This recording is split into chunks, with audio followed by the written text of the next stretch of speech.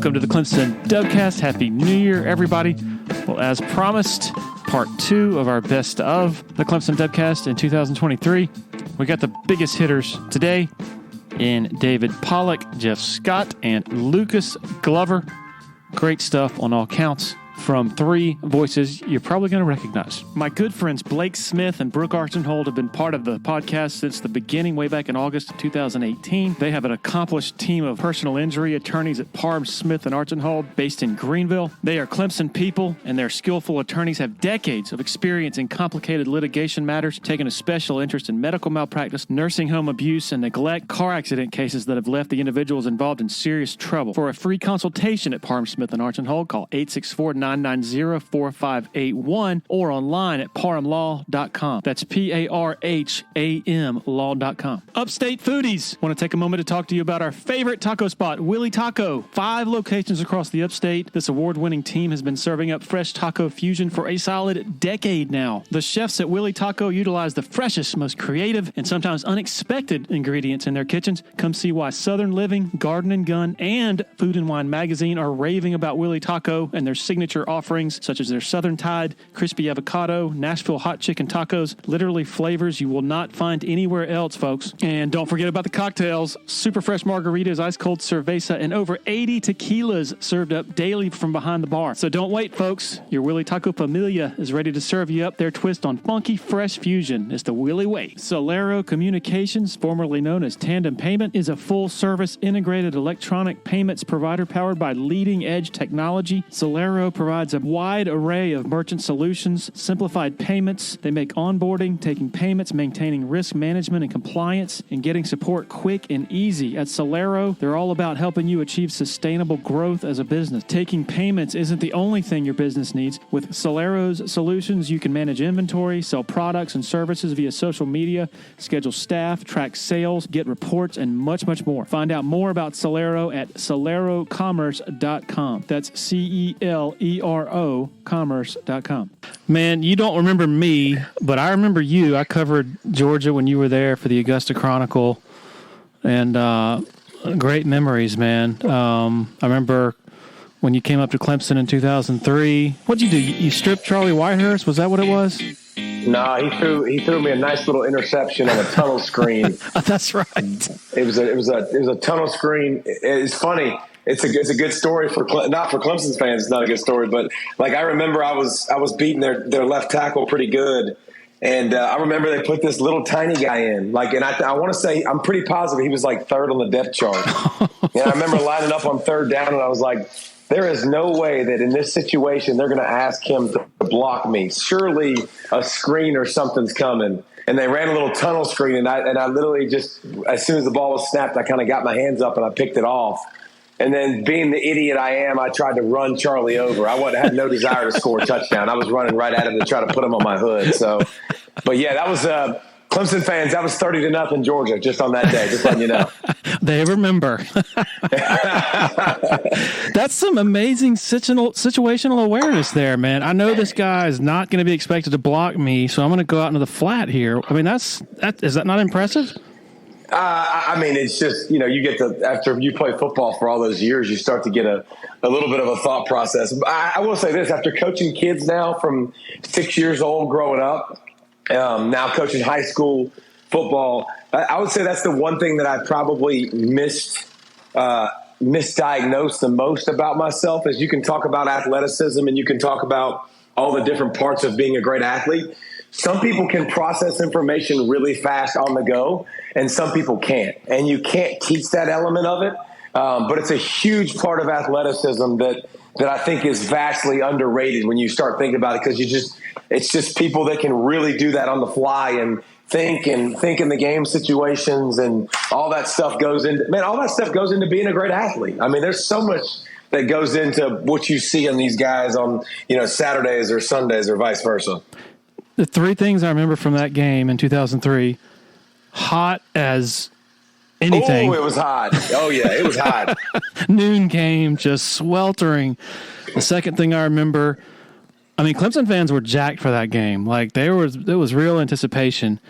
Really early, David Green goes hard play action and hits Fred Gibson. Fred Gibson just toasts Justin Miller, who was their Clemson stud quarterback. Yeah. And then I remember, this is what I'm getting to. I want to see if you remember this, because every single Clemson fan who was alive then remembers this about that game. The starting center for Clemson, Tommy Sharp, vomited on the football before he scored. Yes, that was disgusting. That was exceptionally gross. That was the one time that I really appreciated playing defense and making sure I didn't have to touch the pigskin. So were you on the line at that point? Like, did you see it? Oh, I saw it for sure, 100,000%. You were on the field. I don't remember if I was on the field or not, but I vividly remember that moment. I can promise you that. I can't remember if I was on the field or not, but we were all like gag reflexes. So good. David, all right. This is a tribute to you, I think, and the professionalism that you carried yourself with, the respect that you earned at ESPN. You know how crazy fans are. It's just tribalism, like every fan base is convinced that every talking head is out to get them, that they only bash their team.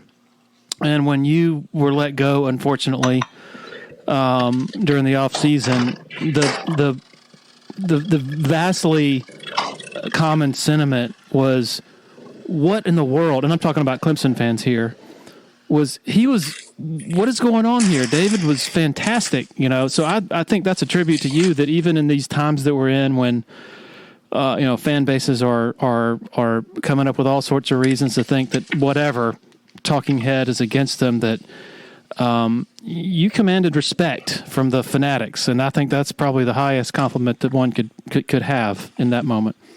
No, that is a great compliment.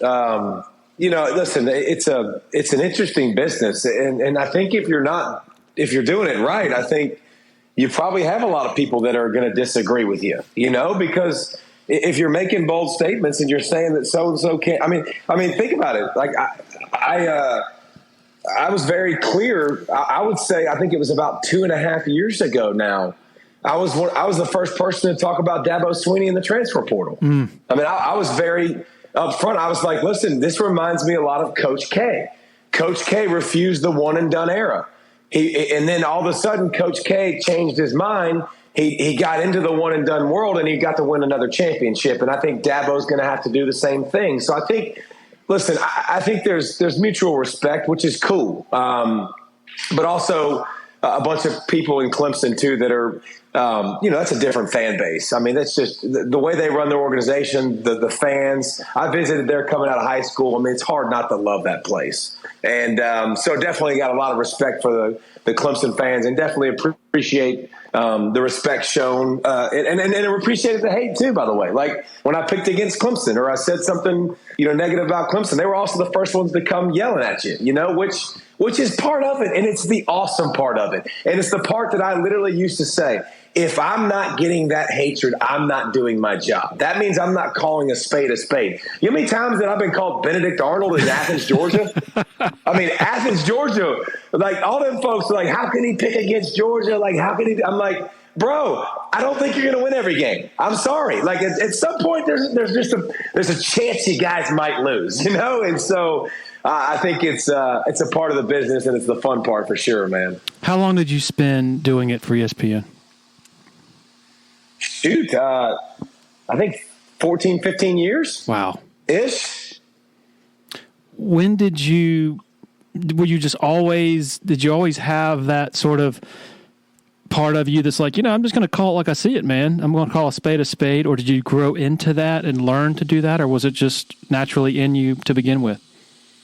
I think that's naturally born in me. I'm a natural contrarian. I definitely have if somebody's going to call it red, I'm going to call it, orange. I have that naturally in me. I've always kind of been like that. Unfortunately, so does my daughter, by the way, which can be super, super hyper annoying. But no, that's always kind of been my personality. I don't just go with what people tell me. I kind of want to know why. And if I disagree, I'll kind of let you know. But I'll say this, when I got to game day, I would say when I got to game day, it's kind of the first time I've done television where they kind of reeled me in. Now I think you watch television and you go, man, these guys say kind of whatever they want, whatever they feel.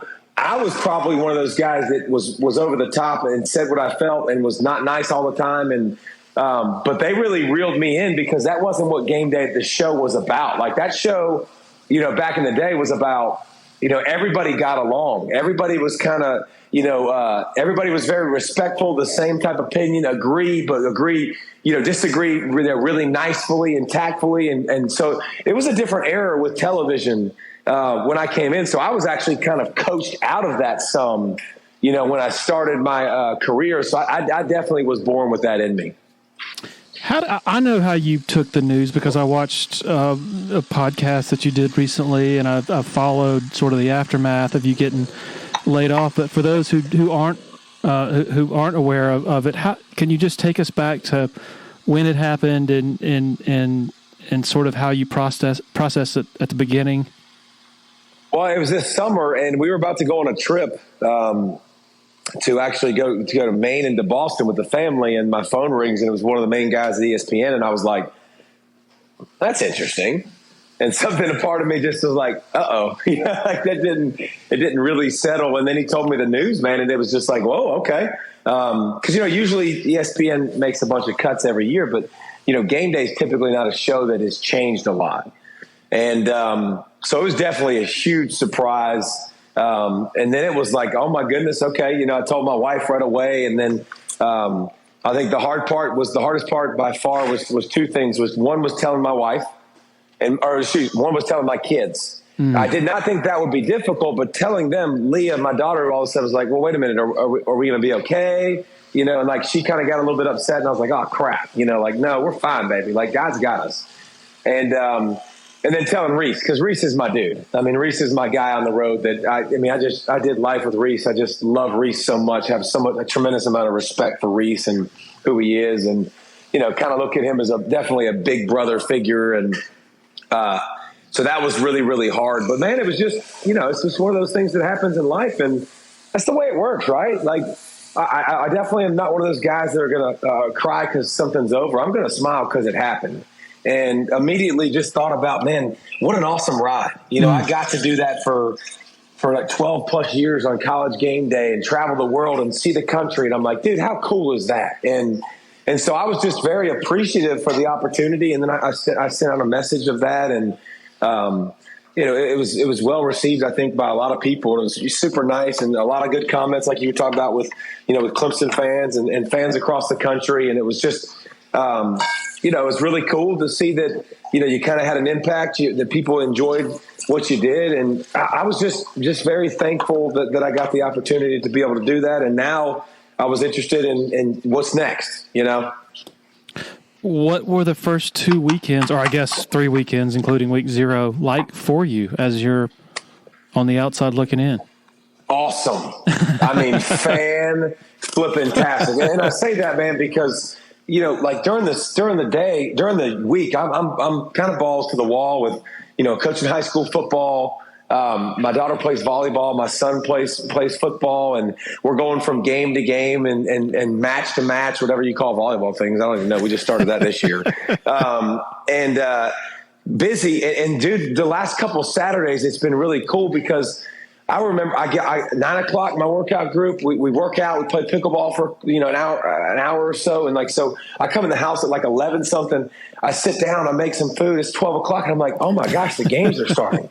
Like I have nothing to do. This is amazing. Like I'm going to sit here on my fat rear end and do absolutely nothing. Like, I think it was, it was just super awesome, just to feel that. And now I understand why my buddies every year during the season, they're like, just can't wait till football season gets here. And I can't wait till Saturday gets here. Well, I was traveling, I was always working and gone and doing this. And now I get it. Now I see why y'all love Saturdays so much. And, the first Saturday, my son and daughter were like, hey, I want to go to the Georgia game. Boom. We scooted down the road. We went to the Georgia game. Starting to play a little bit of golf on Saturdays now with my son. Like, hey, start some new traditions, do some new different things. And so it's been fan-flippin-tastic. How old are your kids? My son is 15 and my daughter is 13. Gotcha. It's funny. Coincidentally, this morning, Jeff Scott, or maybe last night, anyway, the former head coach, South Florida, former assistant coach at Clemson. Yeah. Oh, yeah. He's living in Clemson now with his family, and he's not working.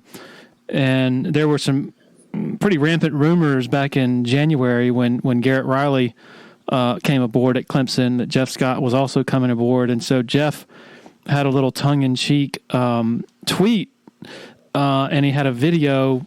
Well, first of all, he said the rumors are true. I think I'm remembering this right. I have in fact returned to Clemson to coach, and it has a video of him coaching his daughter's youth soccer team. That's amazing. And just watching it, I got a little weepy because I'm like, man, I remember my daughter's on that same field doing that same thing, playing that same sport. And the fact that Jeff gets to experience that and is choosing to experience that. I mean, you didn't choose your path recently, but the fact that both of you are getting to experience that, I think, is really precious times, being around your children at whatever ages. Yours are much older than his, but still amazing. Oh, it's unbelievable. I don't take it for granted. I mean, listen, my job was really awesome, and I appreciated my job, and I loved what I was doing, and I would still be doing it if I wouldn't have gotten, let go. But here's the thing, there's beauty in everything. And in every situation, God's teaching us something. He's going to show us something and reveal us something. But I was gone a couple days a week for 17 weeks in a row. So you can slice it however you want to. I mean, the bottom line is I was gone. I wasn't gone in the out of season at all. But I'm at every volleyball match for my baby girl. I'm coaching her 8th grade basketball team, this year. I'm at all of my son's stuff. I'm going to be at all of their stuff. So there's definitely some beauty in that. There's some beauty in slowing down and, being at home and being in a routine I thoroughly enjoy too. Not leaving every weekend. I know I'm going to be at home, and this is simple, but I'm like a foodaholic, by the way. I'm a psycho on my diet. This would be a whole nother podcast. I eat the same meal every single day. I am so very disciplined in what I do, and being home every single day really allows me to get all of what I want to get in. My food, my workouts, my walking, my regimen, I thoroughly enjoy. And now I get to kind of get that set. So more time with my bride, more time with my babies. I got 4 more years with both of my babies in the house. And then, then my son's gone. And then my daughter's got 1 year after that. So, I mean, just this season to be able to push a reset and really reevaluate, what do you want to do when you grow up? What do you want to be? What's important to you? It's been an awesome process. I call it the art of the possible lately. What do you want to be? What do you want to do? What's next? What is going to get you out of bed and go, dude, I want to do that. That makes me excited. That makes me happy. So those are conversations, man, and things that have been swirling around, and conversations that I've had that have been awesome. All right. You got to tell me about the diet.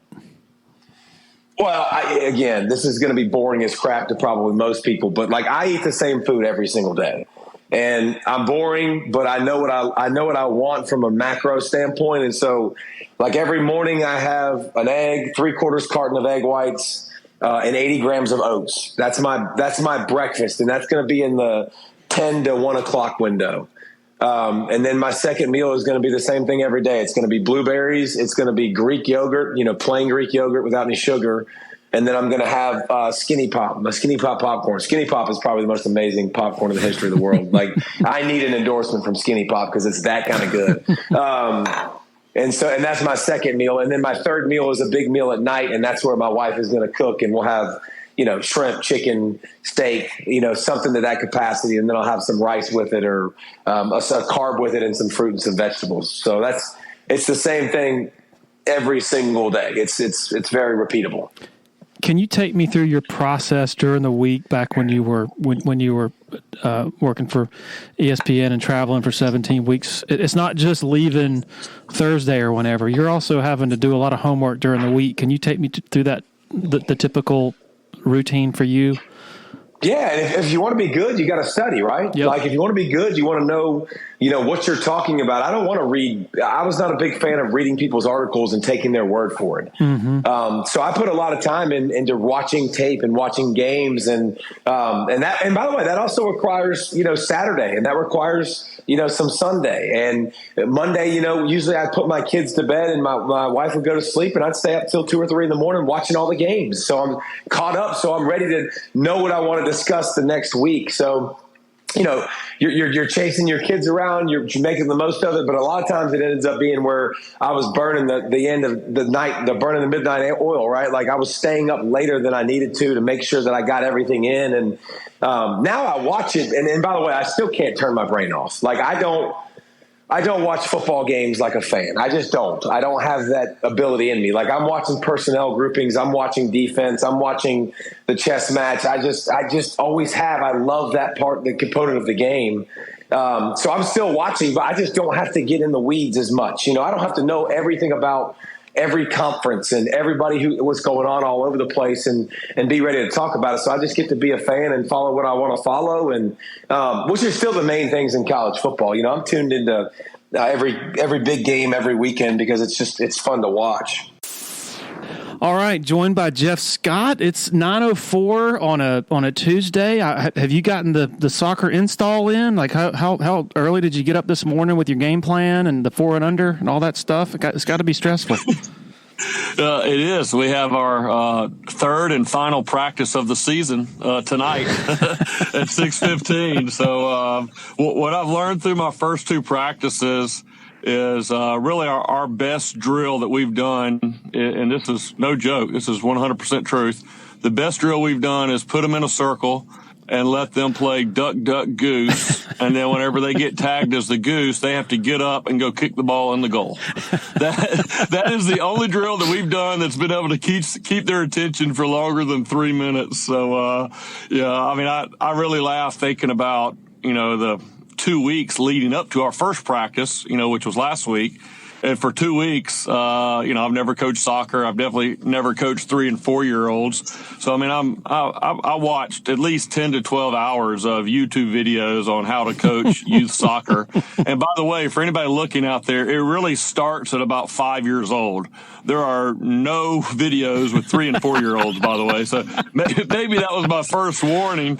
But I put in over 12 hours of watching all these videos. I typed up a practice script. It's 45 minutes. So just like in football, we have 5-minute periods. So I had 9 periods written out. And so I was going to start with stretching. And I thought long and hard about what kind of stretching we could do. So I get out there. We're in literally the first minute of practice. I've got them circled up. And I'm like, okay, here we go. Touch your toes. And 1 out of the 10 kids touch their toes. The other one sits down. My son gets up, runs over, and grabs a soccer ball. And so I realized real quickly in the first 30 seconds, this practice plan I have in my back pocket is not going to work.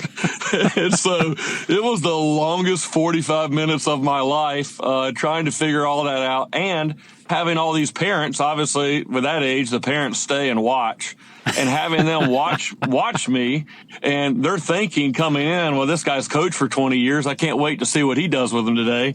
And I was out of my element, and I think my wife was really enjoying it. But yeah, that was our first practice. We have our third and final practice tonight, which we may play duck, duck, goose for 45 minutes. And then we start our games on Thursday, and I think we have 8 games. But no, it's a lot of fun, and definitely just a new chapter that I'm really trying to take in as much as I can. You have made cutthroat decisions in the heat of the hottest moments, national championship games, 10, 15 million people watching. But I don't think you were joking when you said the pressure of a few onlookers, a few parents. That's very real, right? Oh, it was very real. I mean, obviously, when I'm coaching football, I mean, that's all I've known my entire life, right? I could invite anybody to come and watch that because that's what I know. That's what I've done my whole life. But when you get put in that situation and you really have no idea, what to do in this situation, and you realize there's no stop and like go ask somebody for help, it's like, no, this clock's rolling here. You got 45 minutes to figure it out. So we learned on the fly, and they like doing the breakdown at the end. When everybody puts their hand in and you count down. 1, 2, 3. We're Team Orange, so 1, 2, 3, Orange. That was probably their favorite part of the practice. And it was my favorite part, too, because the practice was over and I could go catch my breath. But, yeah, it's definitely a unique challenge. I put in that tweet, I just put, hey, hats off to all of our youth coaches out there. I had no idea how difficult this was, but I'm gaining a lot of respect, day by day. I was speaking with Mickey Plowler yesterday, congratulating him on his new arrival, second child. And your name came up, and he mentioned that his son Drake is on the team, and he's not happy with the playing time his son has gotten so far. Is there anything you can do? The truth is, Drake is one of my all-stars. That was the other part. I wasn't sure if Mickey put it out there, but I guess I can now that he said that. Yeah, not only do I have all these parents watching, I got Mickey Plowler watching. I'm like, man, he's going to be giving an update the next morning there that, hey, Scott has literally lost his mind. He has no control of these kids. What's he doing? So that just added to the pressure. But no, his son Drake is awesome and has done a great job. And I think he's going to be my Sammy Watkins of this season for sure. Is this at Nettles or over at the YMCA fields? Yeah. Nettles? Yeah, this is Clemson Nettles, and we had a draft actually the week before our first practice. We had a draft, so my wife, who knows the other moms, is looking down the list and kind of getting my order of draft picks. And so, of course, there's a lot of Clemson coaches and support staff kids that are going to play. So I've got a lot of them highlighted. And, and Fletcher Anderson, who I played with, one of my teammates at Clemson, was a kicker for us. He's been coaching youth leagues around here for a while. He actually showed up late for the meeting, so he gets to sit in the first chair right by the door, and then he gets the first pick. And he picks all of my all the Clemson coaches' kids, which are all the kids I was going to pick. He takes them all right there. And now I'm scrambling, just picking. Plyler was the only name that I really knew on there. So that's kind of what I got left with, I guess. It was so wild reading your tweet and the video you posted, and I got a little weepy. It's just cool to see, somebody else going through the same sport, the same place, the same age. There's just something special about growing up, your kids being raised in the same spot, and you see other parents going through the same thing that you did years ago. And we did it we started at the YMCA over there where where the beaches and all that, I guess right. Still are. But the Clemson students were coaches during that time, I guess through some sort of internship. And I remember one of our coaches wearing a cape, just to try to keep the kids' attention.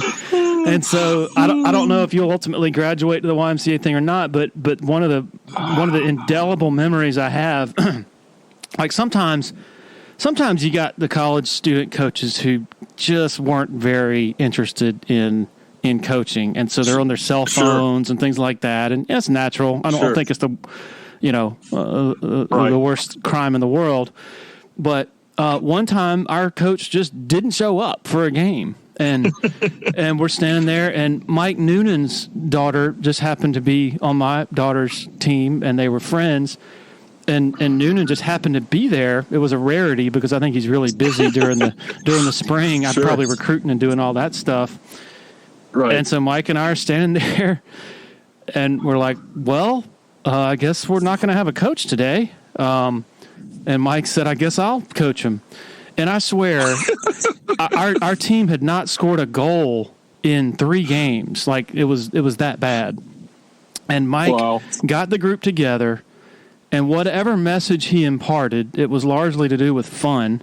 But they scored a goal 30 seconds into that match, and it was like one of the best moments, maybe the best moment of the season. They go on to score like 3 goals in that game. And anyway, my point is, after I saw your video, I almost went deep into one of my external hard drives to find some old videos of those days, but I couldn't really take it would have been too many tears probably, but it's really cool to see.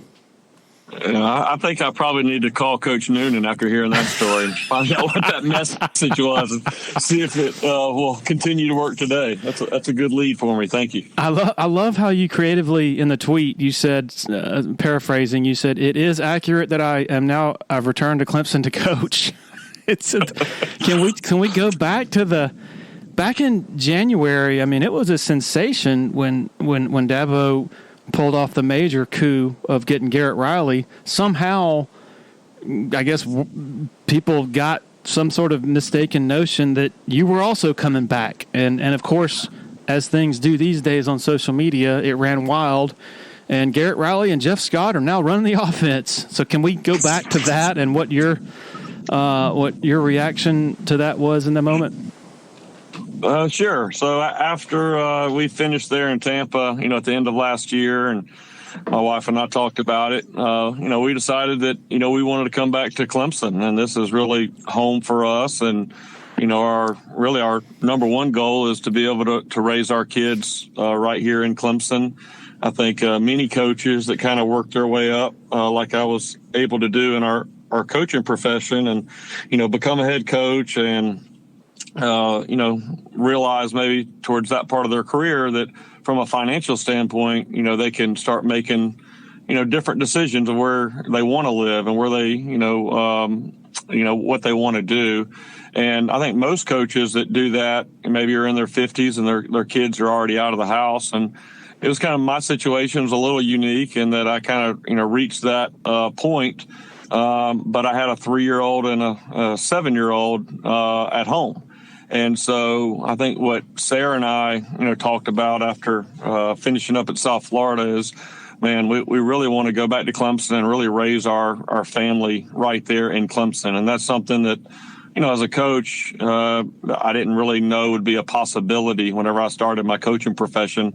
I mean, my dad honestly tried to talk me out of going into college coaching. He really was pushing me hard to stay in high school because he knows how difficult it can be with the coaches moving. I mean, I've got some of my buddies that are my age in the college coaching profession that have been to 8 or 9 schools in the same, 20 years that, I've been fortunate to really, be at 2 schools.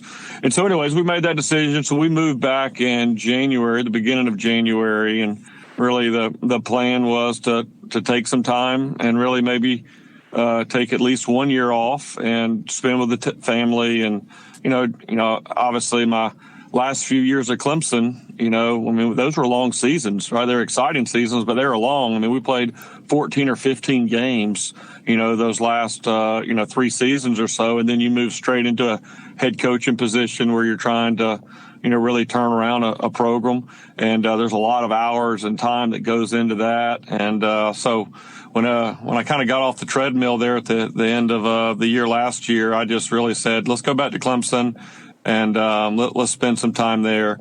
Obviously, Coach Sweeney, had checked on me. I mean, he whenever he heard the news down in at Tampa, he gave me a call that night and we visited and we, just touched base. And really it was more of a personal phone call where he's just kind of checking on me. And, and I told him that, hey, I'm coming back to Clemson. That's going to be my location. I'm not sure on occupation, exactly, what I want to do or pursue right now. And that's really what happened. So I think, I put out a tweet maybe the beginning of January, our first week back. We went and ate at the new Walk-Ons there downtown. And so I took a picture of maybe my kids standing in front of, they have this, beautiful picture there of, Clemson backdrop. And so I took a picture of Hunter and Savannah there and just said something like, great to be home or something like that. And so I think a lot of people maybe just assumed because of my 12 years that I spent on staff that since I was coming back to Clemson, that I automatically was coming back into some sort of role as an analyst or recruiting or something like that. And the difficult part of it was whenever you would see random people, in the grocery store or, at a restaurant, they just walk by and speak, which is all great. And they just say, hey, Coach, we're glad to have you back, and good luck this year. Well, it's kind of awkward to stop them and say, raise your hand and say, well, actually, I'm not coaching, and try to explain why. And so I never gave them affirmative that I am. I just always said thank you and kind of waved, and acknowledged them and left it like that, because it would take too much time to sit down and give my 10 minutes of, why I'm taking some time off with my family. So yeah, I did get that. And, whenever maybe that got out that night, and I was getting a lot of text messages from, different people. And again, on the text message, the first 5 ones, I tried to explain to them that it's not accurate and I'm not doing it. But that was taking too long. So then I just started giving everybody a thumbs up. Thank you. And just leaving it like that. And so they'll figure it out at some point. But no, we love being back in Clemson. And we've made the decision. The only decision that we really made about, our family's future is that we're putting down roots right here, and we're going to raise our kids right here in Clemson, because, this is home for us. We've lived here 12 of the last 15 years. I met my wife, Sarah, as freshmen here at Clemson. All her family lives in South Carolina. They all went to Clemson. My mom and dad are back, and my dad's retired, living over there in Seneca. So, this is home for us. And, I think over time I'll kind of figure out, what direction I want to do from an occupation standpoint. But right now we're just enjoying being back here in Clemson. Yeah, I'll never forget around that time, I was getting texts from people. They were saying, I just saw Jeff Scott's wife at Lowe's, and I just saw that Jeff Scott just dropped his kids off at Clemson at elementary school. And I'm like, yeah, they're here. I don't know what else to say. They moved back. Well, one funny story on that, we hadn't been back maybe 3 days. We literally moved back, I think, January 1st. And we hadn't been back 3 days. And we were out at a restaurant, and I was with my wife and my daughter, Savannah, who's 7, and my son, Hunter. And at the restaurant, we were kind of sitting out in the middle. So, there were several people, probably 3 or 4 different people came by at different times and just said, hey, Coach Scott, we're so glad to have you, back here in the upstate in South Carolina. And I kept saying thank you. And maybe after the second one, my daughter, Savannah, kind of looked at me and she said, what's going on? How do these people know you? She had this biggest mystery look on her face. And, and I had forgotten that when she was in Clemson, even though she had been on the stage at 2 national championship games, she was so young. She was maybe 3.5 whenever we left. So she didn't really have any idea. And then, at South Florida, even though I was the head coach, Tampa's a big city, right? And there's a lot of other sports that kind of take priority there with the Bucks and the Lightning and the Rays and everything going on. So maybe she didn't experience that as much there, but it wasn't 2 days we were back here, and she was kind of like, time out, what's going on? This doesn't make sense. And I just thought that was, really funny for her coming back 3 years later. Has it become any less awkward now socially, now that people have gotten the message that you're not back with the staff? Yeah.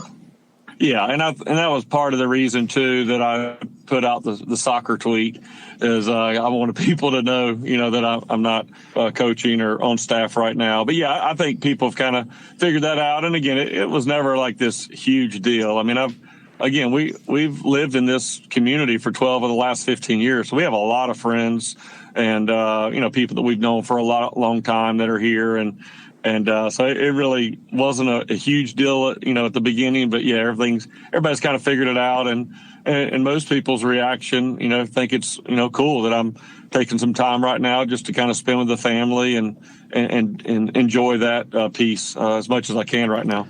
My stock answer that I give, on my message board, when people ask, do you think Jeff will when do you think he'll be back at Clemson? My stock answer is basically I don't know, but I would assume that it's, it wouldn't surprise me if at some point in the near not near future, but in the future, that he maybe comes back in an administrative role with football, or maybe even administrative role, athletic department, whatever, with the university. My answer is it wouldn't. My guess is that you're going to be back at Clemson in some capacity at some point, but I have no idea when. Is that pretty much is that close to? Yeah, I think that's pretty fair. I mean, obviously I've got a great relationship there with Coach Sweeney. I've got a great relationship with Graham Neff, our great AD. And, I could see at some point, I definitely would love to at some point get back in some type of capacity if I'm going to be here, obviously, in town. But I really, when you say you don't know, I think that's probably the most accurate answer, because it would be hard for you to know if I don't know. And I really don't, but it's not something that I'm even thinking about. Honestly, I'm not even thinking about it. I think, a lot of times maybe when a coach gets let go from one job, they have a sense of urgency to kind of go get on somewhere else, because there's a fear that if you get out of coaching for too long, then, that, ship has kind of sailed. And, my situation is a little different in the fact that I've got, heavy roots here with Coach Sweeney, with Graham Neff, and I got a great relationship with our president, Jim Clements, as well. And so I think that does afford me a little bit of time to kind of, take this break. And I've used that analogy before, whether it's a halftime of a game, or halftime of my career, or even a timeout. You're on a long drive, and sometimes you need to call that timeout and get everybody on the sideline, kind of catch your breath and, refocus, recalibrate a little bit, and then go back out there. And so that's probably, that's probably what this is for me. But honestly, I don't have a plan, and I don't really think that I need one right now to truly be able just to take that off my shoulders right now. I've spent enough time in my career, right, just worried about what the next step is going to look like. And now to have this point where I can really just kind of, leave all that stuff to the side right now and enjoy my family. And then also, being able to spend some time with my dad. Now that he's retired, we try to play golf once every 2 weeks or so. And so that's a really important thing to me as well, being able to have time to do some of those things. When you are accustomed to going 150 miles an hour for a decade plus, just about every day, that's life as a high level college football coach, and I would think that's how most of y'all are wired. Obviously, when it's in the immediate aftermath of suddenly having all this free time, it's refreshing and all that. But I would assume, and maybe I'm assuming wrong, that it also takes an adjustment to just much more of a sedentary life that doesn't have that adrenaline and that sort of just the rushes and the heart, like I said, the way most coaches are wired. Sure. Has it been an adjustment in any way so far? Just trying to, fill the hours. Yeah, it definitely is an adjustment. Like you said, you use the analogy of being on a treadmill and, sprinting as fast as you can for as long as you can remember. And then you step off, it's kind of like that, as soon as you step off a treadmill, it's kind of like your body feels like it's still running, but you're standing still, right? And so there is a little bit of that. I think, and I'm figuring that out. Really for me, and I've always taken pride in trying to be an organized person, and I'm never going to be a person that's going to, sleep in till 9 o'clock or something. So, I'm up by 6 o'clock every morning. I like to get in some exercise and work out in the morning. I enjoy taking my daughter to school in the morning. We're just right around the corner from where she attends school. And I think one thing that helps with that, and I kind of mentioned it earlier, is the fact that I have, young kids still at home. Mm-hmm. And, everybody thinks about, the coach and the long hours. And sometimes, and it's that way, obviously, in business, too, with people that are working a lot. And sometimes they don't think about the wives that are home, right? And those coaches' wives, that's a tough job at the house because your husband's gone, 80 hours out of the week. And even in the off season, they're gone recruiting And this age of maybe child rearing with Savannah actually is getting ready to turn 8 later on this coming weekend on Sunday. And then Hunter, who just turned 3 last month. There's a lot of activity that goes with an 8-year-old and a 3-year-old and everything. So I think that's helped me kind of fill some of those hours where I'm not just sitting idly. But, one thing that I've enjoyed also is being able to watch games on a Saturday. I mean, I sit in front of my TV pretty much from 12 noon until, 1 or 2 a.m. watching college games. And that's something as a college coach that you don't get to do. You may be able to catch a few minutes here or there if you play a noon kickoff at home, something like that. But being able to do that. And then the other thing that I've really enjoyed is, watching NFL games on Sunday after we go to church and have lunch, to be able to sit there. I mean, I guess I have a YouTube TV as my provider, and they have this new deal where they have like the 4 boxes, right? Yeah. You can watch different games. Well, I think it was this past Sunday, I was watching that, and I was watching some of our former Clemson players was in one of each of those games, right? And so I'm like sitting here watching 4 games at once, and I've got receivers or quarterbacks or whatever, defensive players from Clemson that are playing in these games. And that's something too that, whenever you're coaching on Sunday, I mean, you're putting the last game to bed, you're starting on the next upcoming opponent. And so I've enjoyed, that on the weekends, being able to do that. And then, just, trying to keep up with the kids Monday through Friday. But yeah, there's no doubt it's an adjustment, and it feels a little different when you're at home watching games on TV than, you kind of maybe have, especially for that first game, you kind of have a little bit of that panic attack, kind of like that nightmare that maybe you have where you're supposed to be somewhere and you're not there and you're late and like, oh my gosh, what am I going to do? Yeah. And I actually have a funny story about that. So, I was the holder at Clemson my last 3 years for field goals whenever I was playing at Clemson.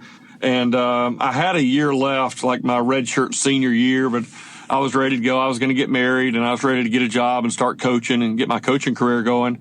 And so even though I had an extra year, I graduated and went down to Columbia and was coaching at Ridgeview High School. So I come back for the very first game, right? So it's the first game since I played. It'll be the first game that I'm not the holder. And if I remember the story correctly, I believe it was Gene Pate was going to be the new holder. And running down the hill in the first game, he breaks his leg, literally coming down the hill. And I remember for about 2 minutes on the side, because I'm staying on the sidelines and, just in street clothes. And because, I'm a teacher at Ridgeview and coaching high school football there. And for about 2 minutes, going through my mind is like, oh my gosh, should I go in the locker room? Do I need to get dressed? Like, I have a year of eligibility. And then after about 2 minutes, I realized I'm not in school here. I'm not even eligible. But that conversation was going through my head in that moment. Like, should I go get dressed? Am I going to be the holder for today? And so a little bit of that, watching, some games, the first week of the season is kind of like, man, your body kind of feels like you're supposed to be there. But also it's good to be able to watch, different people play and not have your livelihood on the line with every single snap of a game.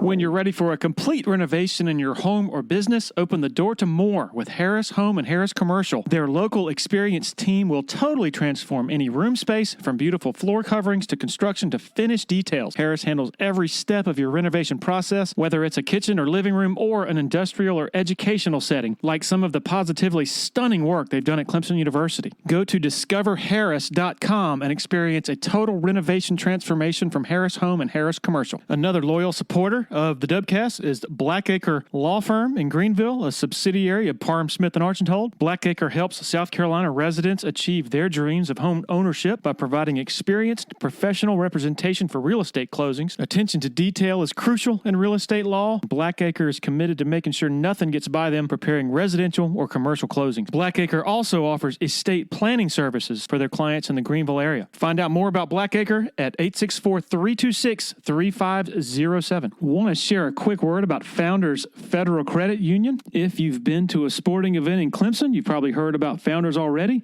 They are the official credit union partner of the Clemson Tigers. In addition to that, all Clemson faculty, staff, and students are eligible for membership as well as IPTAY members. Its office is located beside the Walmart Neighborhood Market on Old Greenville Highway in Clemson. For more information, go to foundersfcu.com. I'm not sure there's a better description of the just vicious nature of playing golf than your description of what turned for you. And it was basically an entirely, not an adjustment to your putting stroke. It was basically you had to trash everything you had learned before and learn a new motor skill because, as you said, so your brain had no scar tissue. You had to rewire your brain. And as I'm listening to that, I'm like, I'm really glad I stopped playing golf several years ago because that is it, man. Like, can we dig into that? But does digging into it and talking about it, are you kind of reluctant to do that because of what we're talking about? You don't want to jinx it or whatever. Is it a tricky thing that way? No, I think, it's kind of like, the weekend warrior golfers, they don't like to say the S word in golf, which is shank. Well, a lot of people don't like that short Y word either, which is yips. Yeah. But it's real. I mean, I have it. I had it. I have it. I know guys that have chipping yips that play the tour. I know guys that have had the driver yips and fought that and beat it and came back to the tour. And I know guys that didn't beat it and it knocked them off the tour. Different, and everybody's fighting something. But for me, working with Jason Kuhn, who I've referenced a lot the last few months, Navy SEAL, and he was like, "Hey, man, who cares if you talk about it? It's a thing. It's not something you can run from." And but yeah, it was literally over a short putt. I would at times have zero feeling in my hands. And Jason, the way he described it, instead of it being a mental issue, it's actually a central nervous system issue. Your body is trying to protect you from something, and you have involuntary muscle spasms.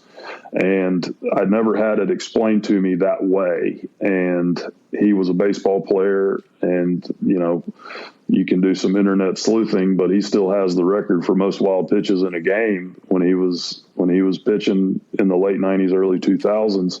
And he was a stud closer, and was prepared to get drafted. And that knocked him out of baseball, the pitching yips. And he kind of made his name working with some pitchers. And my manager got to know him and said, "I think this guy can help you with what you're fighting." And he dabbled with some other golfers before, but nothing as drastic as I had. And he just took me through his experiences and how he eventually developed a way to attack it instead of running from it. And his background with baseball and then going into the SEALs was very refreshing and eye-opening to me, because he basically told me and proved to me that I was not mentally weak, that I was actually the complete opposite, to be doing what I was doing for 9 or 10 years at still a pretty high level, fighting what I was fighting, that I was probably as mentally tough as anybody to go in there and do it day in and day out and try to deal with it.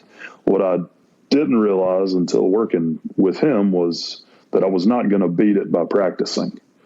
In fact, it was probably hurting me to practice more, but I was, I'm an athlete, I'm stubborn, and I think I can out practice anything. And if there's anybody that's made more 3-footers on the putting green than me in the last 10 years, I need to meet them, because I can assure you nobody has. But it didn't matter. Once I got in the arena, I couldn't beat it with what I was doing.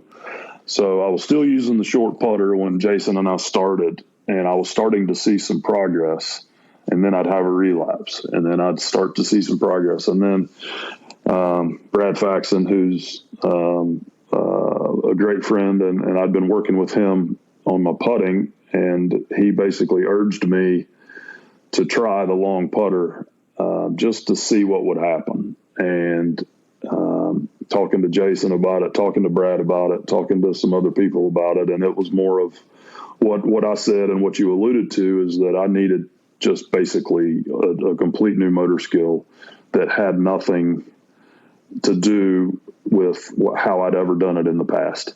And a lot of people have asked, would Jason's methods have worked if I hadn't changed putters? And my answer to that is yes, but it would have taken longer. But when I got the long putter on top of what Jason and I had already laid as a foundation and then built on that, I even had some yippy stuff go on with the long putter the first few weeks. And then with my work with Jason and then learning my tendencies with the long putter, I was able to overcome it. And that's right at the time I went on that run, starting at Rocket Mortgage in Detroit. And, I'm still going to miss some putts. Nobody's perfect. And, but realizing that I'm just human versus fighting an injury such as, the yips, and very eye-opening, and also why I've been more open to just talk about it. Because if you don't talk about it and if you don't put it out there, how are you going to fight it? How are you going to attack it?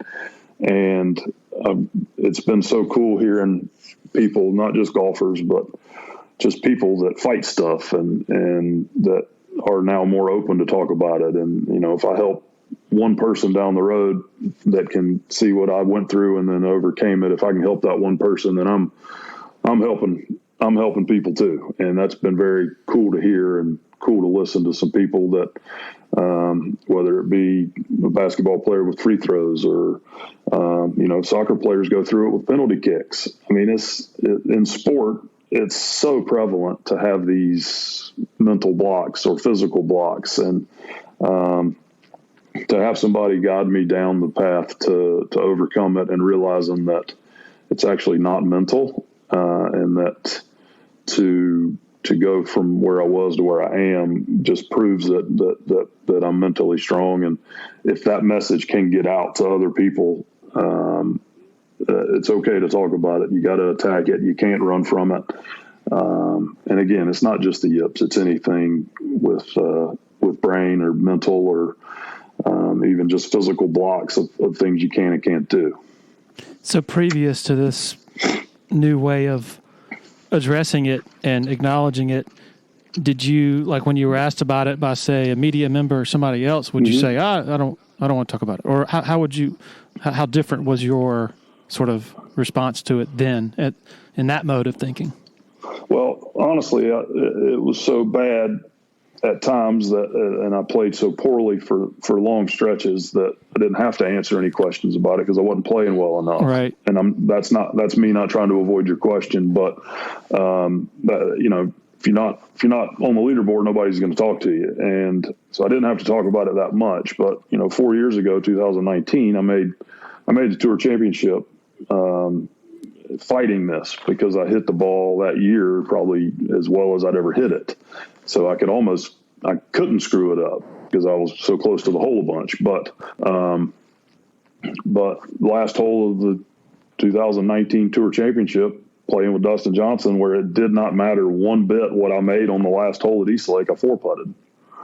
And for no reason other than I couldn't get in the hole. And so I think that's when people started realizing how bad it was. And after Greensboro and after Memphis, I told a couple of stories about the AT&T Pebble Beach one year and at Bay Hill one year, had legitimate panic attacks, like heart racing, short of breath, couldn't feel my hands, and I'm trying to hit a round object with a flat face of a putter from 1.5 feet, and honestly did not know how I was going to do it. And and I don't think people realized how bad it was or how bad it can be for people that are going through that. But back to your question, I didn't have to talk about it much because I wasn't on the leaderboard very much. Then all of a sudden, play good for that stretch and start making putts, and now the elephant in the room is now available to talk about, and that's probably why it came out as much as it did, is just from that stretch of golf we've been talking about, and being on the leaderboard a bunch and being asked a bunch of questions, and then all of a sudden, hey, why are you playing so good? Oh, I'm making putts, and I'm not afraid to tap the ball in anymore. And it was all 3 short putts, 3 feet and in, 3 to 5 feet and in? Yeah. So in 2019, I putted everything from inside 6 feet with my eyes closed, which is a Band-Aid for people with the yips. If you're not looking at the ball, your body and your hands and your brain doesn't know where impact is, so you don't flinch at it.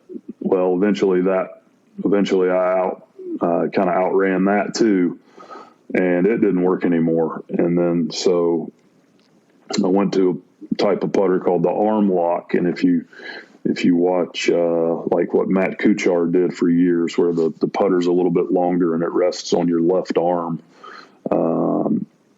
he does it on his right arm now, believe it or not, which is amazing that he putts the way he does, having gone from one arm to the other. But so I did that for a while and had a pretty good run with that. I won the John Deere in 21 doing that. But again, it was mainly because of my ball striking. I hit it so close, I didn't have a choice but to make some. But yeah, it was mostly short putts or only short putts. But the toll it took on my entire game, if I had a 20-footer, I wouldn't be as aggressive as say a player not fighting the yips, because I was scared to roll it a foot by or 2 feet by and miss the next one. So all of a sudden I'm not aggressive, and I'm just kind of easing it up to the hole and not even trying to make them really. I'm just trying not to 3-putt from 20 feet. And that's no way to be as a tour player. And as we've seen over the last few months, my putting stats have increased because now I'm not as freaked out about rolling it by 2 or 3 feet and missing it coming back. And that's when all of a sudden the rest of your game gets easier. Now you're not worried about hitting it perfect every time, or worried about, trying to chip in instead of chipping it to 2 feet and worried about missing them. So just the mental ease that it gave me and has given me has eased things up for my whole game, all the way back to the tee box. This lasted 9 or 10 years, you said? Yeah. It was 2012 at Colonial in Fort Worth. I 4-putted the 5th green, and had never had these issues like this before. Had I missed short putts? Sure, who hadn't? But I 4-putted the 5th green there at Colonial, and at that point I started thinking, I said, that I've never had that feeling before. And I've been fought it ever since. And like I said, it would go at the beginning, it would go in spurts. When it mattered, I would really kind of freak out, or my body would freak out. And then as time went on, and as that got worse and worse, it became a daily thing. Like where walking up on a green, I would be terrified of, is it going to happen, or am I going to have one of those episodes? Or I fought it 9-10 years, and like I said, it's still there. I just have ways and tools, as Jason Kuhn would say. I got tools in my toolbox to attack it and not let it affect me. So the 4-putt at the Colonial, that was the first time you actually felt the lack of feeling in your hands that time. Yeah, it was like, I remember walking off that green going, that it was almost like it wasn't me. I was like, that did not feel like the same person that putted on the 4th green 25 minutes ago. And then it was gone. But, that night in the hotel room and the next day, I'm thinking, why did that happen? And then, of course, you start, freaking out, going, all right, how do I make sure that doesn't happen again? And do I need to change this? Do I need a new putter? Do I need to change my grip? Do I need to, and all of those things now looking back on it was the absolute worst thing you could do, because then you're trying to teach yourself something new that probably doesn't need to be fixed. It's more of, and again, I didn't know this then. It didn't matter what putter, it didn't matter what grip, it didn't matter any of that. All that mattered was that I was scared for whatever reason. And then, but try to change, try to practice, and all of those things made it worse, because then you're introducing new stuff that you've never done or never tried or never put in competition. And that just multiplies and makes it worse and worse and worse. This has to be so much more prevalent and widespread than people maybe think. And I think that's what you were getting at earlier. And it's not necessarily just in golf, but whether somebody's going to stand up and speak to a big group, or like a musician who's playing in front of a larger crowd than he or she is used to, or whatever, the physiological effects of that sort of panic has to be experienced by a ton of people out there. 100%. There's no question. And, I'm huge sports fan, obviously. And I can see it now with certain people, whether it be golfers or a guy shooting a free throw or a field goal kicker same thing in business, public speaking or addressing your team in a boardroom or any of those things. It is very prevalent, and I don't think I verbalized it very well earlier, but if people in any walk of life can see that it is beatable, can see that there is a way to attack it and to get over it, that you don't have to go through life like that, then, if there's one junior golfer that my story helps, then I'm happy. And because it is beatable, it is able to be pushed down and beaten. But I've had, I can't tell you how many people have called asking for Jason's phone number and asking these questions. I mean, my peers and some top 100 players in the world rankings of golf just fighting something similar or a certain part of their game. And I know Jason, he's drinking from a fire hose right now because his story's out there now, and how he went about it and how he's helped people. And I think he's probably as busy as anybody on the planet at the moment, in a good way. Okay, awesome stuff there from Lucas, from Jeff Scott, and David Pollack. Very lucky to have those three guys on the podcast this year. Appreciate the support of our sponsors for helping make this happen. And also, thanks most of all, by far, to every one of you for hitting that play button. Happy New Year, everybody. Cheers.